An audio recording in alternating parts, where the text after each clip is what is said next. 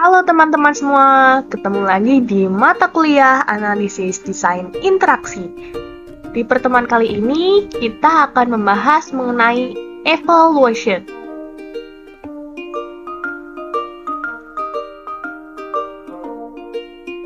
Berikut merupakan beberapa outline yang akan kita bahas. Yang pertama, evaluation definition, the goals of evaluation, evaluation through expert analysis, evaluation through user participation, evaluation through monitoring psychological responses, dan yang terakhir, factors distinguishing evaluation technique.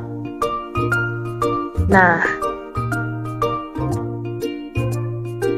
pertemuan kali ini kita akan membahas dari salah satu proses user-centered design, yaitu evaluate against requirement. Nah, sebelumnya ada yang tahu nggak sih apa itu evaluation? Evaluasi berperan untuk menguji desain dan sistem untuk meyakinkan bahwa sistem berperilaku seperti yang diharapkan dan memenuhi user requirement.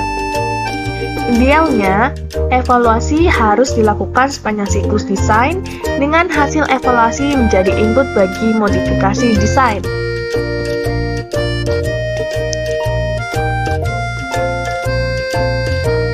Nah, sekarang kita masuk ke the goals of evaluation. Evaluasi memiliki 3 tujuan utama. Yang pertama itu menilai sejauh mana tingkat dan aksesibilitas fungsionalitas sistem, di mana evaluasi pada tingkat ini dapat mengukur kinerja pengguna dengan sistem untuk menilai efektivitas sistem dalam mendukung tugas. Lalu yang kedua, menilai pengalaman pengguna dalam interaksi. Seberapa mudah sistem untuk dipelajari, kegunaannya, dan kepuasan pengguna dalam menggunakan sistem. Kemudian, termasuk kesenangan dan respon emosional pengguna, khususnya jika tujuannya adalah untuk hiburan. Dan yang ketiga, mengidentifikasi masalah spesifik dalam sistem. Aspek desain yang ketika digunakan dalam konteks yang dimaksudkan menyebabkan hasil yang tidak diharapkan atau kebingungan pada pengguna.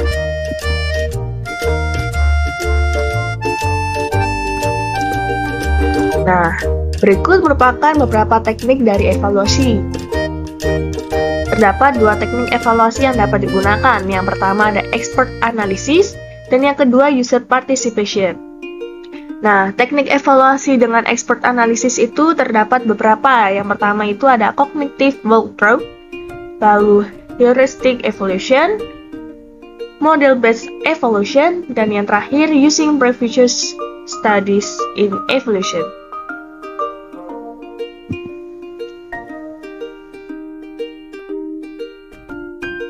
Oke, kita masuk ke evaluation through expert analysis yang pertama dengan teknik cognitive walkthrough.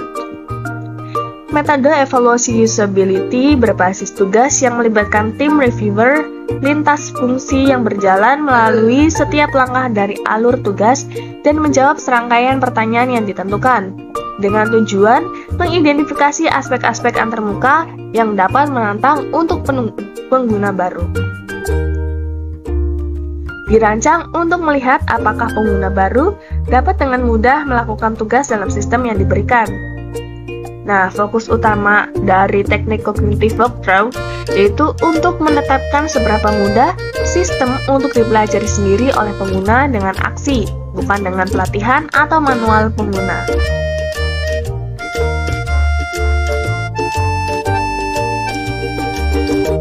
Untuk melakukan walkthrough dibutuhkan 4 hal. Yang pertama itu ada spesifikasi atau prototype system.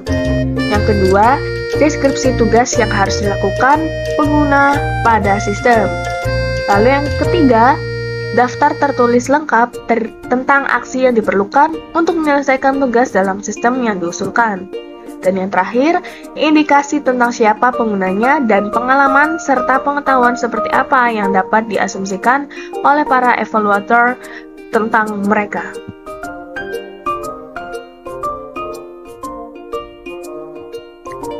Nah, evaluasi ini mencoba menjawab 4 pertanyaan berikut. Yang pertama, apakah efek dari aksi tersebut sama dengan tujuan pengguna pada saat itu.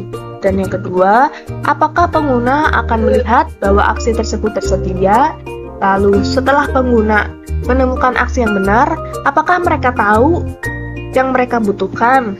Lalu setelah aksi dilakukan, akankah pengguna memahami umpan balik yang mereka dapatkan?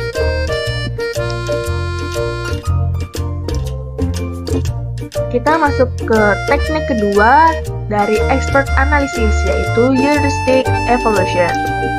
Heuristik adalah pedoman atau prinsip umum atau aturan yang dapat digunakan untuk memandu atau mengkritik keputusan desain yang telah dibuat.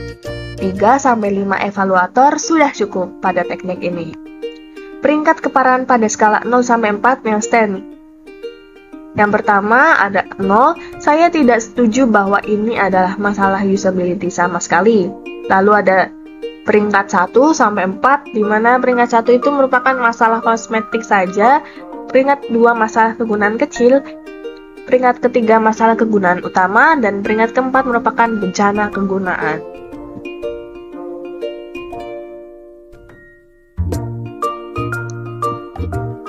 Nah, 10 heuristic Nielsen. Yang pertama itu ada visibility of system status, kemudian kesesuaian antar sistem dan dunia nyata, kemudian user control and freedom, consistency and standard, error prevention, recognition rather than recall, flexibility and efficiency of use, aesthetic and minimalist design, help user recognize, diagnose, and recover from error, help and documentation.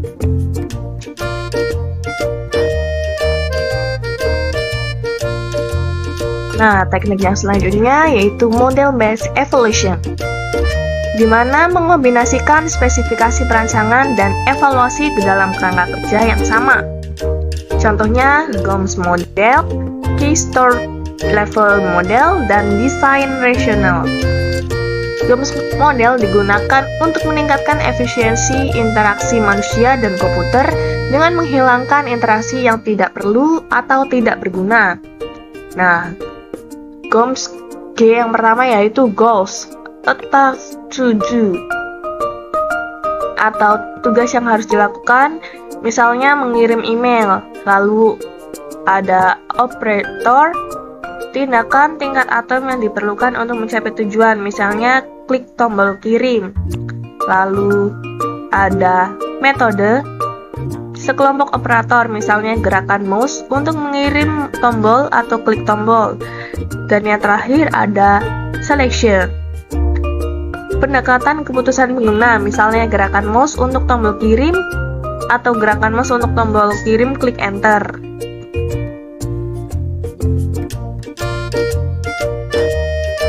Nah, berikut merupakan contoh dari model-based evaluation atau GOMS method.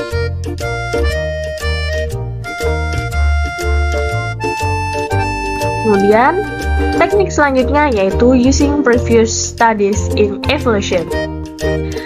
Menggunakan hasil evaluasi sebelumnya sebagai panduan untuk mendukung atau membantah aspek desain yang dievaluasi. Review harus memperhatikan perbedaan dan kesamaan antar hasil evaluasi sebelumnya dengan konteks desain yang dievaluasi.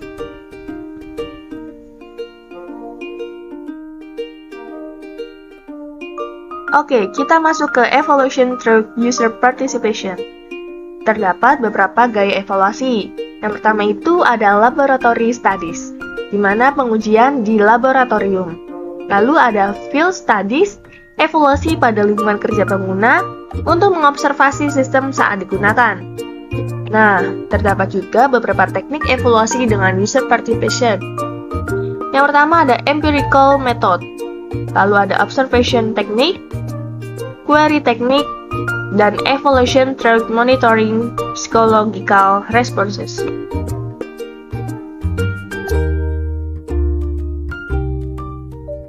Kita bahas teknik yang pertama yaitu empirical method atau experimental evaluation.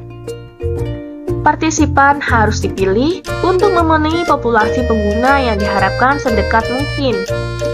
Ukuran sampel harus cukup besar untuk mewakili populasi. dan menggunakan variabel dan hipotesis.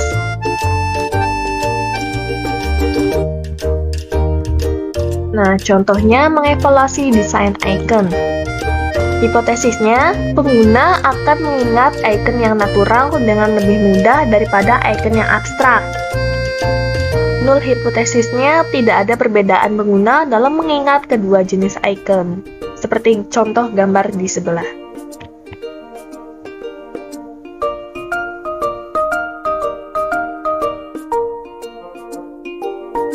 Lalu, teknik selanjutnya yaitu observational technique. Terdapat beberapa teknik dari observasi. Yang pertama, think aloud and cooperative evaluation, di mana observasi pengguna diminta untuk berbicara tentang apa yang sedang mereka kerjakan saat mereka diobservasi. Contohnya dengan menjelaskan apa yang diyakini sedang terjadi, mengapa mereka melakukan aksi, dan apa yang sedang coba dikerjakan. Evaluator dapat mengklarifikasi kebingungan pengguna. Pada cooperative evaluation, baik pengguna dan evaluator dapat bertanya satu sama lain.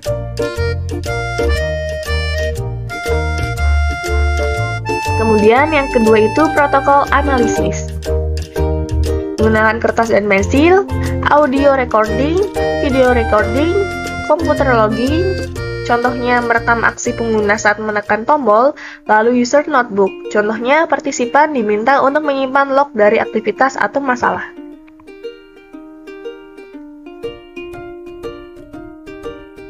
Nah, selanjutnya automatic protocol analysis tool. Nah, ini contoh alat analisis protokol otomatis experimental video annotator.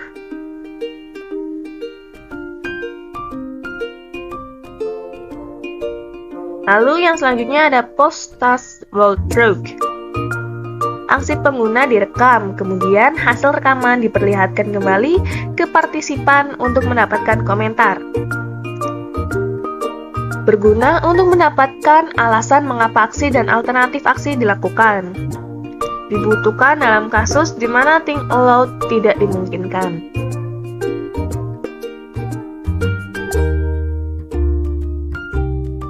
Lalu ada teknik selanjutnya yaitu query teknik. Yang pertama ada interview. Tingkat pertanyaan dapat bervariasi sesuai dengan konteks dan evaluator dapat menyelidiki pengguna lebih dalam pada isu-isu menarik yang muncul. Lalu ada questionnaires, kurang fleksibel dibandingkan teknik wawancara. Pernyataan atau pertanyaan sudah disiapkan terlebih dahulu, tetapi dapat menjangkau kelompok peserta yang lebih luas dan memakan waktu lebih sedikit.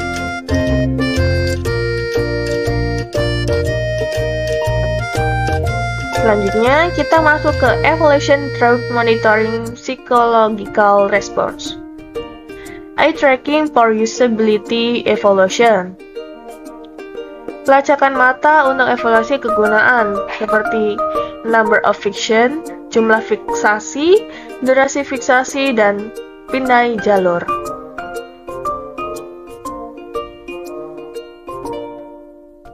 Kemudian, pengukuran psikologi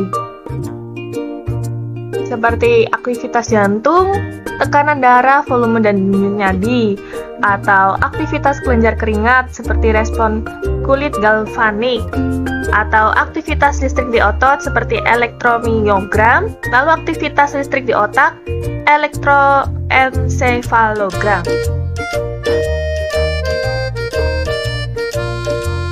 Nah, berikut merupakan faktor yang membedakan teknik evaluasi. Yang pertama, antara desain dan implementasi. Perbedaan utamanya pada artefak fisik yang ada sesuatu yang konkret yang dapat diuji. Lalu, antara laboratory dan field studies. Field study menjaga kealamian dari lingkungan pengguna, namun tidak memungkinkan mengendalikan aktivitas pengguna. Idealnya, proses desain harus mencakup kedua gaya evaluasi.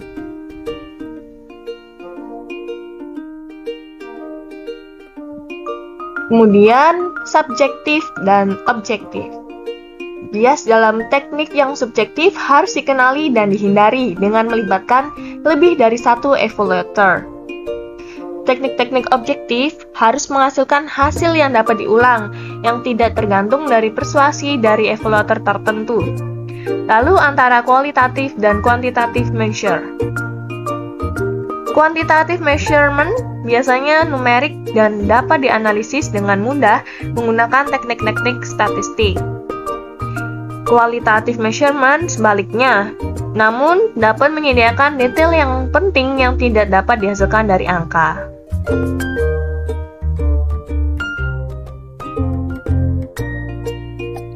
Kemudian, information provided. Terdapat low-level information, contohnya font mana yang paling mudah untuk dibaca. Eksperimen dapat didesain untuk mengukur aspek tertentu dari antarmuka. Lalu ada higher level information, contohnya apakah sistem dapat digunakan dengan baik. Dapat dikumpulkan dengan kuesioner dan wawancara yang memberikan gambaran umum pandangan user tentang sistem. Lalu ada immediacy of response. Contohnya think aloud, merekam perilaku pengguna pada saat interaksi, atau post-task walkthrough. Faktor selanjutnya yaitu intrusiveness.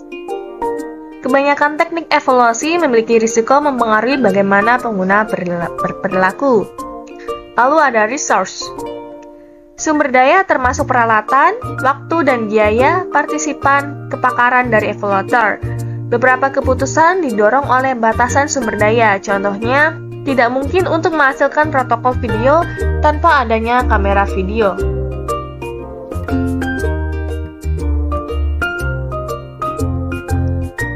Nah, berikut merupakan classification of evaluation technique. Ada cognitive walkthrough, heuristic evaluation, review based, dan model based.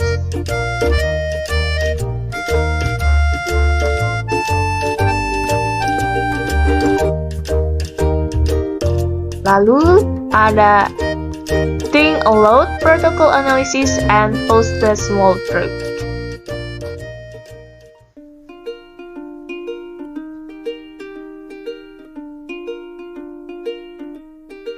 Nah, selanjutnya ada consent form atau lembar persetujuan. Lembar persetujuan tergantung pada lembaga atau institusi yang mengawasi penelitian. Peserta biasanya diminta untuk menandatangani formulir persetujuan sebelum pengujian.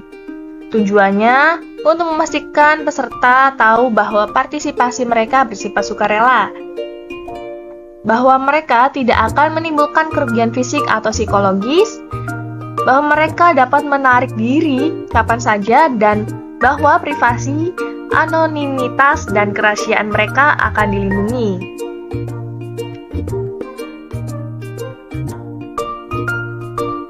Berikut merupakan contoh dari lembar persetujuan atau consent form. Terdapat tujuan studi, apa yang akan terjadi, risikonya, kerahasiaan, dan lain sebagainya.